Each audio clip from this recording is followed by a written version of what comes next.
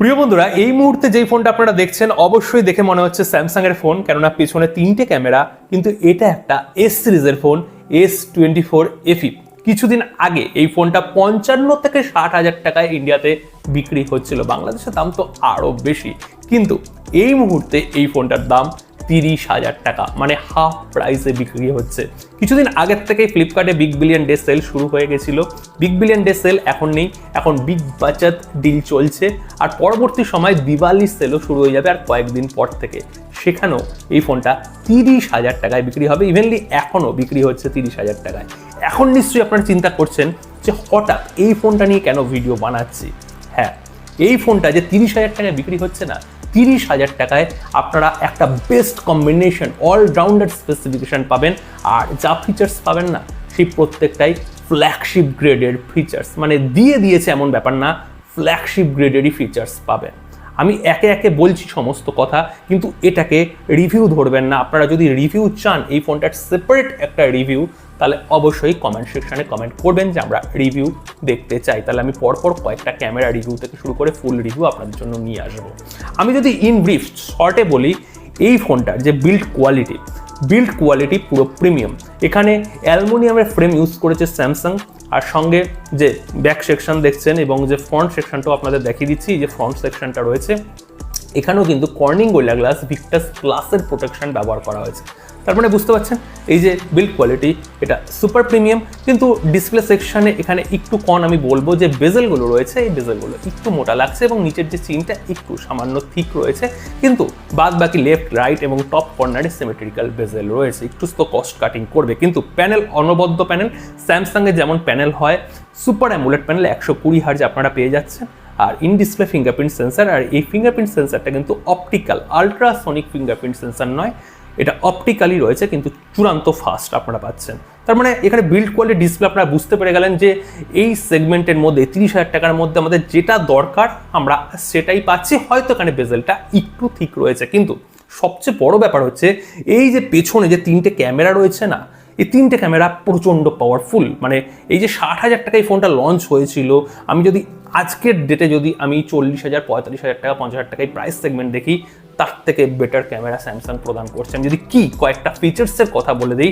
এই যে তিনটে ক্যামেরা দিয়েই আপনারা 4K ভিডিও রেকর্ডিং করতে পারছেন, এবং মেন ক্যামেরা দিয়ে আল্ট্রা ওয়াইড দিয়ে আপনারা 4K 60 FPS এ ভিডিও রেকর্ডিং করতে পারবেন। সেখানে স্টেবিলাইজেশন অবশ্যই থাকছে, ওয়াইএস অবশ্যই থাকছে, এটা ফ্ল্যাগশিপ গ্রেডের কিন্তু অবশ্যই ফিচার্স। এই যে 4K 60 FPS বললাম, শুধু এটা নয়, এখানে যে পোর্ট্রেট ক্যামেরাটা রয়েছে, মানে টেলিফটো ক্যামেরা, এটা 3x, অনেক ক্যামেরা দেখবেন যে 2x, 2.5x এর মধ্যে থাকছে, কিন্তু এটা প্রপার 3x। আর এটাই কিন্তু যে স্যামসাংয়ের যে S24 আছে বা 24 প্লাস রয়েছে বা আলট্রা রয়েছে, আলট্রার কথা বলবো না, আলট্রাতে একটুখানি বিগেস্ট ক্যামেরা দেওয়া হয়েছে, ওখানে সেন্সার রয়েছে 200 মেগাপিক্সেল, তবে ওখানেও কিন্তু 3x আপনারা জুম পাবেন, ওখানে কিন্তু 10 মেগাপিক্সেল, আর এখানে 8 মেগাপিক্সেল ইউজ করা হয়েছে, কিন্তু ভালো গ্রেডের ক্যামেরা। আর যদি ফ্রন্ট সাইজের কথা বলি, এখানে 10 মেগাপিক্সেলের ফ্ল্যাগশিপ ক্যামেরা সেন্সার ইউজ করেছে, যেটা কিনা আলট্রাতে আপনারা পাচ্ছেন এবং S24ও পাচ্ছেন, সেম টু সেম আপনার ফ্রন্ট ক্যামেরা পেয়ে যাচ্ছেন। আর এই যে ফ্রন্ট ক্যামেরাটা রয়েছে না, এই ফ্রন্ট ক্যামেরা দিয়ে আপনারা 4K 60 FPS এ ভিডিও রেকর্ডিং করতে পারবেন ফ্রন্ট ক্যামেরায় উইথ স্টেবিলাইজেশন। এটা একটা ফ্ল্যাগশিপ। আরও একটা ফ্ল্যাগশিপ ব্যাপার আছে, সেটা হচ্ছে পোর্ট্রেট ভিডিওগ্রাফি আপনারা করতে পারছেন, সেটার রেজলিউশনও কিন্তু 4K 30 FPS। OnePlus বলুন বা আদার্স কোনো ফোন দেখুন, সের মধ্যে কিন্তু 4K ভিডিও রেকর্ডিং আপনারা করতে পারবেন, মানে পোর্ট্রেটে পারবেন না, ফুল এইচডিতে পারবেন, নর্মাল 4K-তে পারবেন, কিন্তু পোর্ট্রেট ভিডিওগ্রাফি 4K-তে করা, ফ্রন্ট ক্যামেরায় করা অ্যাজ ওয়েল অ্যাজ ব্যাক ক্যামেরায় করা একটা বিগেস্ট ব্যাপার। মানে এটা ফ্ল্যাগশিপ ফোনের ক্ষেত্রেই থাকে, কেননা প্রসেসরকে পাওয়ারফুল হতে হয় এবং অনেক কিছু কন্ট্রোল করে কিন্তু স্টেবিলাইজেশন করে ভিডিও রেকর্ডগুলো করতে হয়। এটা কিন্তু ছোটোখাটো ব্যাপার না যে 4K রেজলিউশনে পোর্ট্রেট আমরা ভিডিওগ্রাফি করতে পারছি, তবে এর মধ্যে সাপোর্ট আছে, তাও আবার এই 30,000 টাকা প্রাইস ব্র্যাকেটের মধ্যে। হ্যাঁ, এর মধ্যে যে প্রসেসরটা রয়েছে, প্রসেসরটা আপনারা বলতে পারেন যে এক্সিনোসের প্রসেসর, কি বলছেন স্ন্যাপড্রাগন অনেক ভালো। হ্যাঁ, স্ন্যাপড্রাগন ভালো, কিন্তু স্ন্যাপড্রাগনের 8 Gen 3টা ভালো এর থেকে। 8 Gen 2 বলুন, 8 Gen 1 বলুন বা আদার্স যে স্ন্যাপড্রাগন, এর থেকে পিছিয়েই থাকবে। আমি 8 Gen 3 যদি কথা বলেন, তাহলে আমি বলবো 8 Gen 3 অবশ্যই এটার থেকে অ্যাডভান্টেজ পেয়ে যাবে। কিন্তু এর যদি আন্তদোষ করে দেখেন, এটার মধ্যে লেটেস্ট কিন্তু One UI 8 এর আপডেট চলে এসেছে অ্যান্ড্রয়েড 16 এর সাথে। আন্তদোষ স্কোর আরও এগিয়ে গেছে।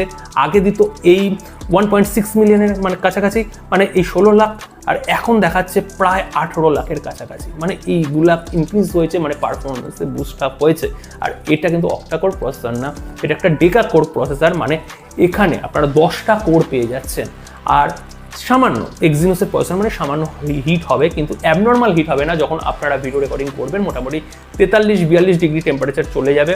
সানলাইট থাকলে একটু বেশি যাবে, কিন্তু তাড়াতাড়ি ঠান্ডাও হয়ে যাবে, মানে এখানে স্টপ হয়ে যাবে ভিডিও রেকর্ডিং। ওই রকম ব্যাপারটা হবে না। যদি খুব বেশি না করেন, আধ ঘন্টা 1 ঘন্টা ধরে যদি মানে পুরো সানলাইটে করেন, তাহলে হয়তো ওই ব্যাপারটা হতে পারে, মানে ব্রাইটনেস ড্রপ হয়ে যেতে পারে বা টেম্পারেচারে অ্যালার্ট দিতে পারে, কিন্তু নর্মাল টাইমে কিন্তু হবে না। গেমিংয়ের জন্য এই ফোনটা আমি সাজেস্ট করবো না, তবু আপনারা গেম প্লে করতে পারবেন। 120 FPS এ BGMA খেলতে পারছেন, 90 FPS তো অবশ্যই করতে পারবেন। কিন্তু লং টার্ম যখন আপনারা গেম প্লে করবেন, লং টার্ম মানে 1 ঘন্টা 1.5 ঘন্টা যখন করবেন, তখন কিন্তু এই ফোনটা একটুখানি হিট আপ হয়ে যাবে। মানে লং টার্ম গেমিংয়ের জন্য এই ফোনটা নয়। আপনারা টুকটাক গেমিং করতে পারছেন, কম সময়ের জন্য গেমিং করতে পারবেন, কিন্তু এডিটিংয়ে যদি আপনারা ভিডিও রেন্ডারিং করেন, তাহলে কিন্তু চূড়ান্ত ফাস্টে আপনার ভিডিও রেন্ডারিং করতে পারবেন। আমি করেছি বলেই আপনাদের সাথে শেয়ার করছি। এবার নিশ্চয়ই বলবেন যে এই ফোনটার সাথে আমি তো ব্যাটারি ব্যাকআপ তেমন পাবো না। হ্যাঁ, ব্যাটারি ব্যাকআপ আপনারা OnePlus বলুন, রিয়েলমি বলুন, MI বলুন বা চাইনিজ কোম্পানি যেগুলো বলুন, তাদের মতন ব্যাটারি ব্যাকআপ এই ফোনটার মধ্যে নেই। কিন্তু যেটা দরকার সেটা আপনারা পেয়ে যাবেন। এখানে 4700 mAh এর ব্যাটারি রয়েছে, এবং অবশ্যই এখানে অপটিমাইজেশন খুব ভালো হয়েছে। One UI যে 8 এর আপডেট এসছে অ্যান্ড্রয়েড 16 এর সাথে, এখানে অপটিমাইজেশন আরও বেটার করে দিয়েছে। আপনারা আরও আধ ঘন্টা থেকে 1 ঘন্টা ব্যাটারি ব্যাকআপ পেয়ে যাবেন। এমনি সময় আমি এটা পেতাম মোটামুটি 6 ঘন্টা, এখন 6 ঘন্টা 30 মিনিট, 6 ঘন্টা 40 মিনিট স্ক্রিন অন টাইমের কথা বলছি। বিভিন্ন কাজে 5G নেটওয়ার্ক ইউজ করে আপনারা পেয়ে যাবেন, মানে একদিনের জন্য সাফিসিয়েন্ট। মোটামুটি যদি যারা বেশি খুব হায়ার ইউজ করে তাদের জন্য কিন্তু 2বার চার্জ করতে লাগবে। আর ফোনের মধ্যে কোনো চার্জার থাকছে না, আলাদা করে আপনাকে চার্জার কিনতে হবে, কিন্তু data cable Type-C to Type-C আপনারা পেয়ে যাবেন। অডিওর যদি এখানে কথা বলি, বেস পাবেন। অডিওর কোয়ালিটিতে কিন্তু ডুয়েল স্টিরিও স্পিকার রয়েছে, কিন্তু এখানে বেস ট্রেবল সব এখানে ব্যালেন্স রয়েছে। এখানে সাউন্ড ফুল ভলিউমে করে দিলেও সাউন্ড কিন্তু ফাটবে না। আর চেরি অন টপ হচ্ছে এর সফটওয়্যার। One UI অ্যান্ড্রয়েডের মধ্যে সবচেয়ে বেস্ট একটা UI, কারণ এর মধ্যে যেমন অ্যানিমেশন রয়েছে, যেমন স্মুথনেস রয়েছে, অলমোস্ট বাগ ফ্রি এক্সপিরিয়েন্স আপনারা পাচ্ছেন। সঙ্গে এই ফোনটার মধ্যে 7টা কিন্তু 7 বছরের মানে 7টা অ্যান্ড্রয়েডের আপডেট আসবে।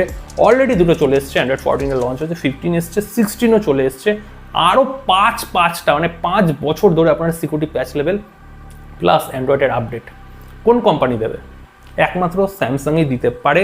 একটা 1 বছরের পুরনো ফোন এত কম দামে পাচ্ছেন, তার পাশাপাশি এখানে কিন্তু আপনারা সফটওয়্যার সাপোর্টও পেয়ে যাচ্ছেন।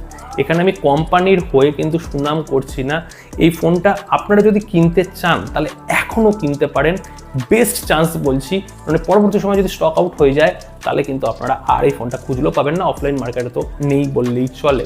এখানে আমি কার্ডে দিয়ে দিয়েছি, বেস্ট বাইং লিঙ্কটা আমি দিয়ে দিয়েছি, যেটা ক্লিক করলে আপনারা ওখান থেকে পারচেস করে নিতে পারবেন। অফারের সাথে আপনারা পেয়ে যাবেন, আপনার কাছে যদি HDFC ব্যাংক থাকে, মানে ব্যাংকের যদি ক্রেডিট কার্ড ডেবিট কার্ড থাকে, তাহলে ওখানে কিন্তু আরও 10% ডিসকাউন্ট, মানে 28,500 টাকায় কিন্তু মোটামুটি আপনারা ফোনটাকে নিতে পারেন। এক্সচেঞ্জও আছে ভালো ভালো অফার, এক্সচেঞ্জ করেও নিতে পারেন। এখানে ক্লিক করবেন, ডাইরেক্ট চলে যাবেন। এই কালারটা পছন্দ হলে এটাও নিতে পারেন, ব্ল্যাকের অপশন রয়েছে, ব্লু এরও অপশন রয়েছে, কিন্তু আমি সাজেস্ট করবো ব্লু বা এই কালারটা, শাইন কালার বলে এটাকে যাই বলে, এই কালারটা আপনারা নিতে পারেন।